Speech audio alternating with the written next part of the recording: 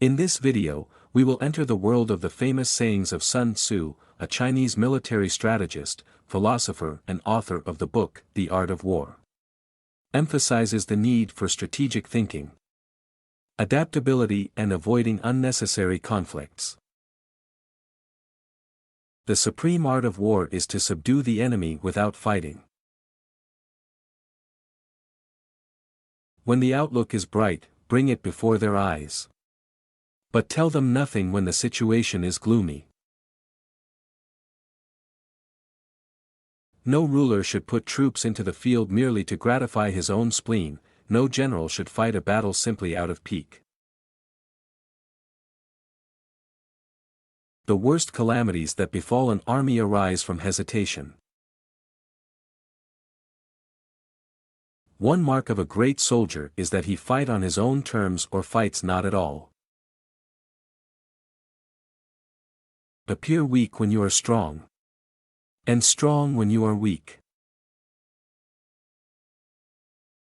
Treat your men as you would your own beloved sons, and they will follow you into the deepest valley. Move not unless you see an advantage.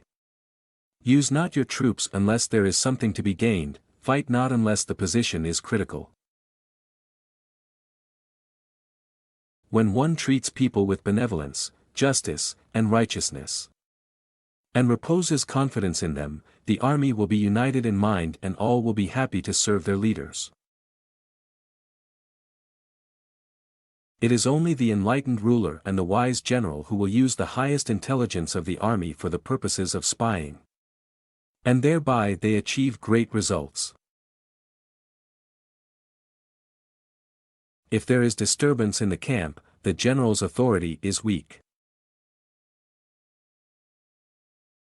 The control of a large force is the same principle as the control of a few men, it is merely a question of dividing up their numbers. Begin by seizing something which your opponent holds dear, then he will be amenable to your will. Be extremely subtle even to the point of formlessness. Be extremely mysterious even to the point of soundlessness. Thereby you can be the director of the opponent's fate. When you surround an army, leave an outlet free.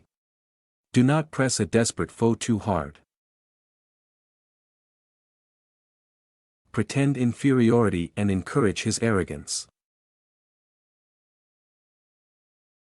Convince your enemy that he will gain very little by attacking you, this will diminish his enthusiasm.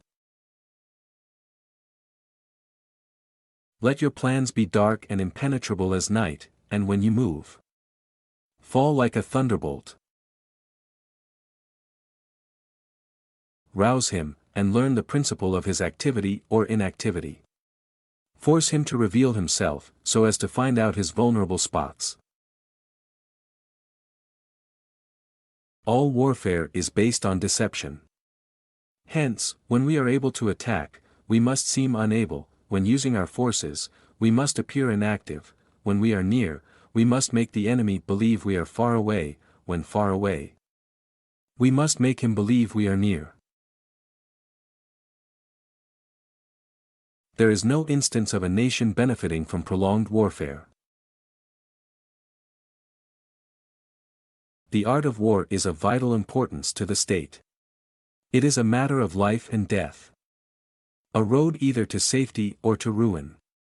Hence it is a subject of inquiry which can on no account be neglected. So in war, the way is to avoid what is strong, and strike at what is weak. Who does not know the evils of war cannot appreciate its benefits. Therefore, just as water retains no constant shape, so in warfare there are no constant conditions. When some are seen advancing and some retreating, it is a lure. Attack is the secret of defense, defense is the planning of an attack. Bravery without forethought. causes a man to fight blindly and desperately like a mad bull. Such an opponent must not be encountered with brute force, but may be lured into an ambush and slain. If your opponent is of choleric temper, seek to irritate him. Pretend to be weak, that he may grow arrogant. Anger may in time change to gladness, vexation may be succeeded by content. Whether in an advantageous position or a disadvantageous one, the opposite state should be always present to your mind. The wise warrior avoids the battle. He will win who knows when to fight and when not to fight. If you fight with all your might, there is a chance of life, whereas death is certain if you cling to your corner. But a kingdom that has once been destroyed can never come again into being, nor can the dead ever be brought back to life. If quick, I survive. If not quick, I am lost. This is death. Do not swallow bait offered by the enemy. Do not interfere with an army that is returning home. The whole secret lies in confusing the enemy, so that he cannot fathom our real intent. It is the rule in war, if our forces are 10 to the enemy's 1, to surround him. If 5 to 1, to attack him, if twice as numerous, to divide our army into 2. Foreknowledge cannot be gotten from ghosts and spirits, cannot be had by analogy, cannot be found out by calculation. It must be obtained from people who know the conditions of the enemy. If you know the enemy and know yourself, you need not fear the result of 100 battles. If you know yourself but not the enemy, for every victory gained you will also suffer a defeat. If you know neither the enemy nor yourself, you will succumb in every battle. Supreme excellence consists of breaking the enemy's resistance without fighting. If your enemy is secure at all points, be prepared for him. If he is in superior strength, evade him. If your opponent is temperamental, seek to irritate him. Pretend to be weak, that he may grow arrogant. If he is taking his ease, give him no rest. If his forces are united, separate them. If sovereign and subject are in accord, put division between them. Attack him where he is unprepared, appear where you are not expected.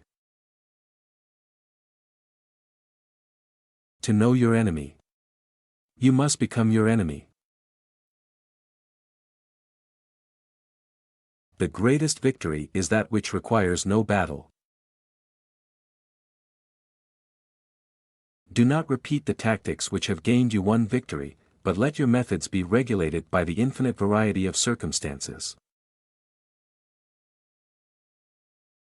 If fighting is sure to result in victory, then you must fight, even though the ruler forbid it. If fighting will not result in victory, then you must not fight even at the ruler's bidding.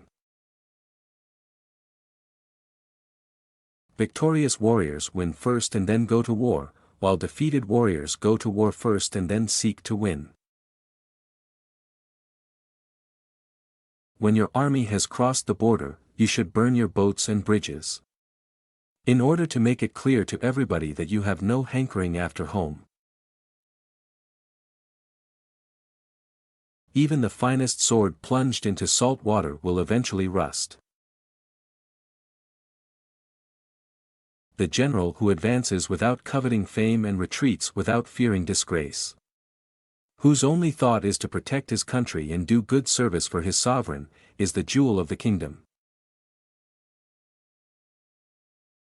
It is the unemotional, reserved, calm, detached warrior who wins.